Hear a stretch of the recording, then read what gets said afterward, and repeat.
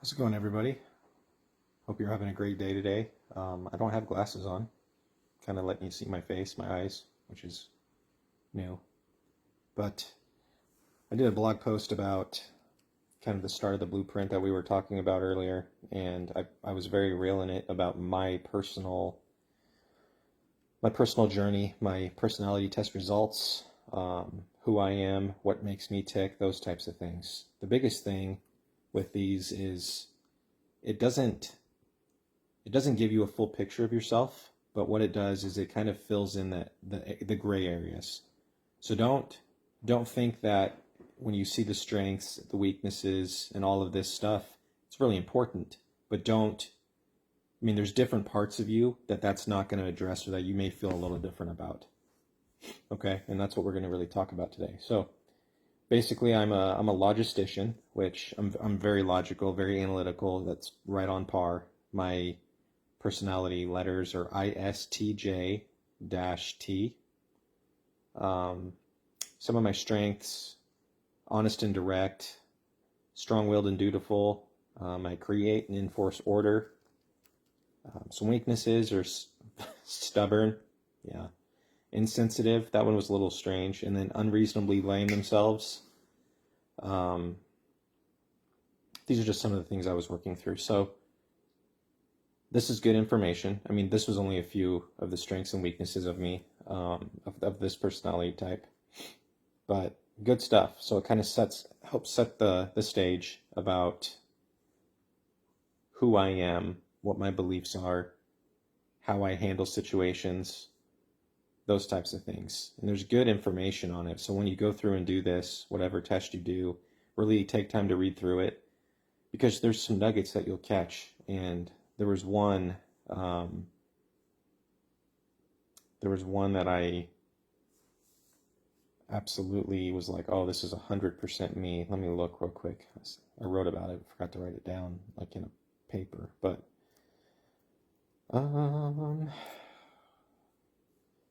it was something to the effect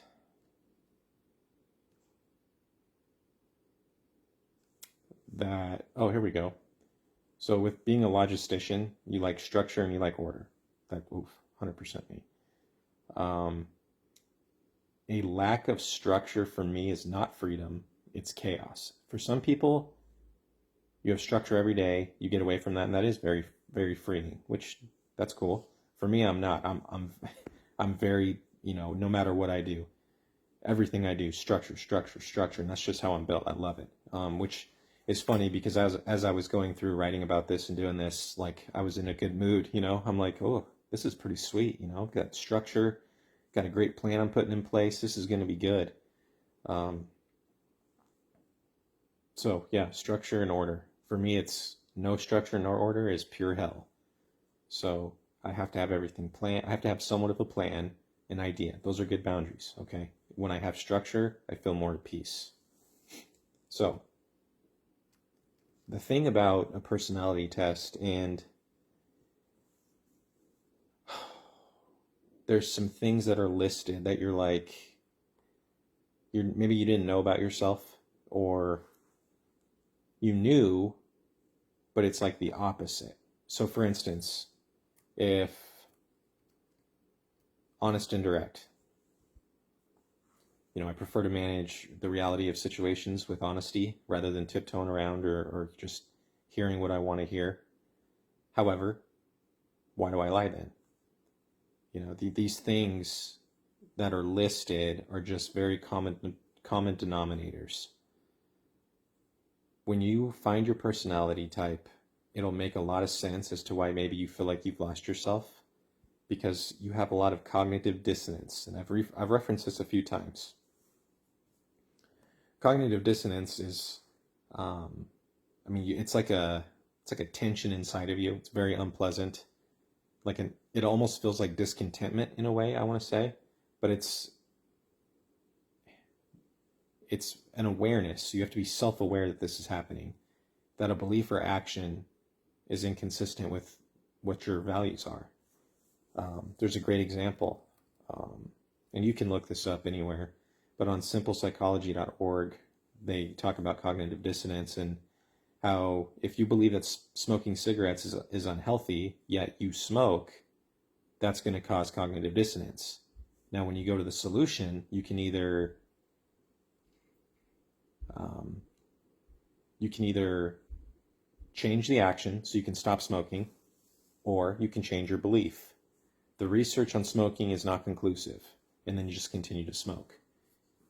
That's very basic, but it makes sense. So if any of you, and this includes me because this did happen to me, with what I've spoke about with core values and personality, all this stuff, this all makes sense. So cognitive dissonance, you're testing your own values, okay? And you have to know what your solution is. First, you have to become self-aware. You have to know that it's cognitive dissonance.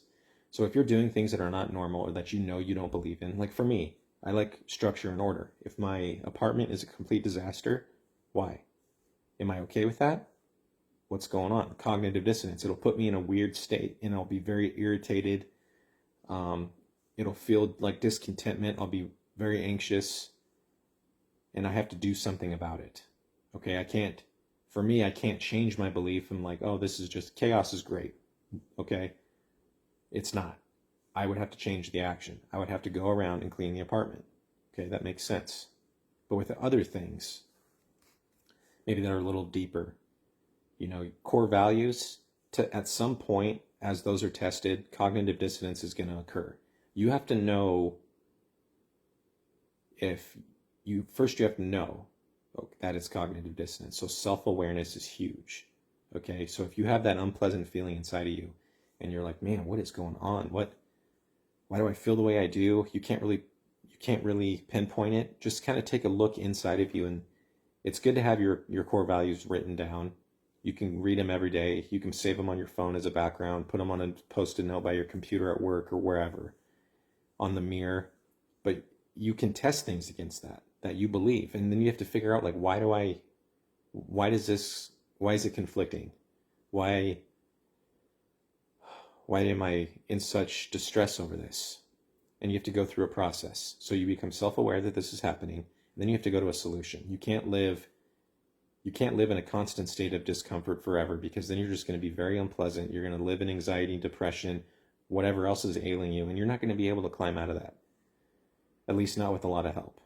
So you have to go straight to a solution. Now, I'm not saying you can't think that over for a while, because you certainly can. You can list out things, journal about it, whatever you need to do. Talk to a therapist, a friend. But then you need to go to an advancement stage of, like, solution. I recommend, I would never recommend changing your belief in something without concrete evidence that it's incorrect. Again, research for me is massive. Changing an action is way easier. You don't lose your sense of self than changing a belief. When you change a belief, you kind of lose a part of you. Like, I believed in that for a long time and now I don't. So then you feel like you start to lose yourself. And if you don't correct that, then it's just going to keep compounding.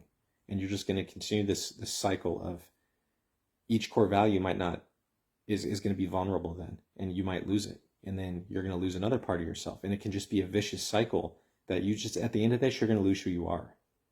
Okay, so I would really recommend not changing your belief or your value without some absolute concrete evidence on why. Okay, that's very important. Now for me, I spoke last time that my core values kind of crumbled. They didn't disappear, they crumbled. Okay, so they fell on the floor, had to rearrange them. Got to start with one that's foundational. And I said faith. From there, I can kind of build my list, and I'll post about that later. But they crumbled, and I just had to rebuild. Okay, I have 10. You can have as many as you'd like. I would say keep it around the 5 to 10 range, because in every season of life, you're going to have different values that are going to mean a little more. But your foundational values need to stay consistent every single day. Those are the ones you lean on. Those are the ones that are going to help you overcome everything. Okay. So when you have cognitive dissonance about stuff like this, you're testing your core values. change your action. Okay, so if you believe, like for instance, that clock right above my head is incorrect and I'm very orderly and structured. Why is it incorrect? Well, to be honest with you, changed batteries like 10 times, it just doesn't work. I need to take it off the wall because it's driving me insane. That's my action. It's funny because I was staring at it forever. I'm like, this is wrong. But don't change your belief. Come up with an action plan. Okay, put your words into action to change the way that you, to change that feeling. That feeling's not fun. Cognitive dissonance, I say at times is good because it's kind of forcing you to think outside the box a little bit with your core values. But if you live there, it's just not very pleasant. It's like an unscratchable itch, or however that saying goes. It just won't go away. So the personality test kind of sheds some light onto some of the things that you're more prone to deal with. All right, it'll show kind of a beginning stage of what you really value. It'll help lay that out a little bit. I would encourage you to download whatever the report says, take a screenshot and save it, start creating like a portfolio of you. Okay, and then you can journal about this, put who is, and then your name, and then personality type, list that out. My strengths, my weaknesses, according to this, and then just keep going. It's a good thing to do. Putting an action on paper and having this happen is great. This is good stuff. Because a lot of us, when it comes to cognitive dissonance, we want to do something about it. We just don't know how. People that drink and they believe that drinking is bad. Okay, they want to be different. They want to change it. They don't know how. It can be an overwhelming thing unless you have a process in place to help with that. Okay, so this is what I'm hoping to do. And I hope this is making sense for everybody, because at the end of the day, this is going to show you your true north. Okay, it's a good analogy that I'll kind of dive into later. But from your personality test, okay, once you list that out, you're going to become aware of some boundaries, okay? And these are going to be very light. You're not going to see them right away, okay? Based on your personality strengths, you can create boundaries around those. Because guess what? The weaknesses are kind of an indication that the strengths are, they're overextended. When you exceed boundaries, it will cause a lot more dissonance with not a lot of resolve, okay? Because you're extending yourself and you're thinking, you have that internal struggle. Like, why am I doing so much of this? Why is this not meshing well with me? You're not resolving the situation. When you're exceeding a boundary, there's no line in the sand that says, this is as much as I can do before this is unhealthy. So you have to know the basis of these boundaries. Okay. So you have to look at warning signs then. When your strengths are showing, typically your warning signs are not very present, because you're kind of in a healthy state, right? You're living within your boundaries and you're feeling good. You're taking those strengths and utilizing them in a healthy way. However, when your weaknesses are starting to show more, you need to look at what are the warning signs. Okay, so for me, it's heightened anxiety. If I'm becoming overly anxious most of the time, and my normal coping skills aren't working, like there's something going on. I get withdrawn, so if I just totally draw away from my loved ones, and I just isolate, that's a sign that I'm overextending myself, that my warning signs are starting to be more prevalent, and they can be physically seen. I become overly irritable, and this is a big one, because this is a huge indicator in several areas, because structure and order, I become irritable when things aren't like that. But I would become very irritable about really minor things that I normally wouldn't give a second thought to. Like, I can't find my stupid pen. Where is my pen? And I'll start getting mad. Something that's just kind of like, why is this guy being so ridiculous over this? It's a stupid pen. But anybody that knows me, you touch my G2 pen and we're going to have some words. Irrational thinking. This is kind of more internal, but once my spouse or my kids see that I'm like kind of in a deep state of thinking, they can tell that I'm struggling inside with maybe some irrational thoughts. They might not know what they are, but for me, these irrational thoughts, intrusive thoughts, they run in my head, and I begin to catastrophize, you know, all of them. Okay, look up what that means. There's different forms of processing situations, and then I become cynical. Okay, so it's like a irritable, irrational thinking, and then what used to happen is increased alcohol use. Now I'm not a big drinker. Um, it's never, I want to say it's never been a constant problem. I mean, drinking is not good anyways, but I would have increased alcohol use, maybe more throughout the week or whatever, because it used to be a very unhealthy coping skill for me, and not anymore. But this is just some of the things that I wrote down in my safety plan that, hey, if I'm doing this, this is what we need to be aware of. I'm making a plan. Okay, so that's when I know I'm extending my boundaries. Okay, and I'm not, you know, what this is really doing is forcing you to take a very real look at yourself, because you are not going to be able to get better if you're not being real, if you're not really dealing with the things that are really bothering you. You can't lie to yourself. Okay, I was doing it for far too long. The lie would feed into this losing my sense of self, saying, oh, that belief, it doesn't really matter. And I would just do this continuous circle. I would hit a lull where I would just be fine. Then I would be very irritable. My warning signs would start coming out, and then I would be having to think, and it's just not fun. It's just not a fun cycle to do, and nobody wants to be around you when that's happening.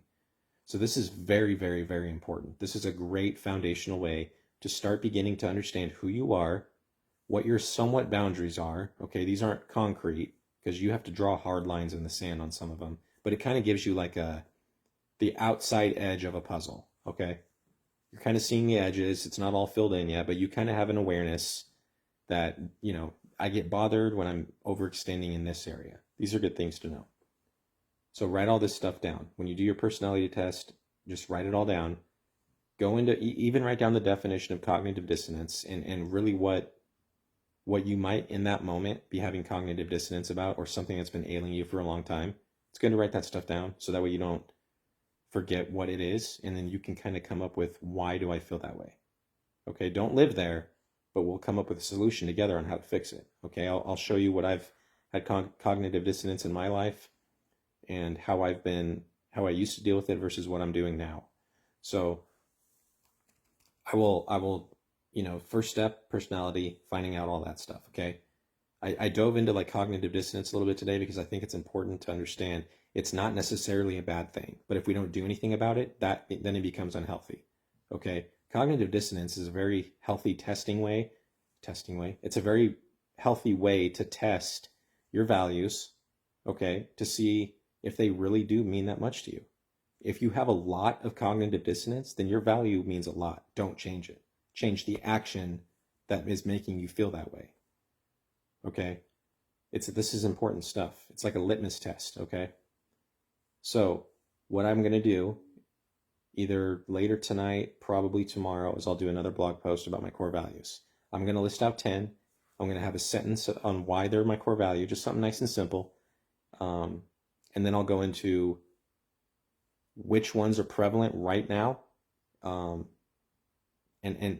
what I have had cognitive dissonance in the past about. So it's going to be kind of twofold. It's going to be about identifying core values, which is big, and then what, from the information gathered, like what has been my cognitive dissonance have been about.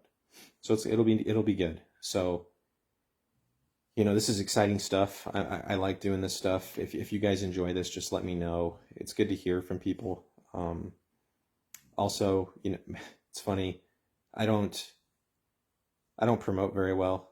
I do a lot of stuff on social media now. I never did. So if you check out that website, if there's a sweatshirt or anything you like, cool. You don't have.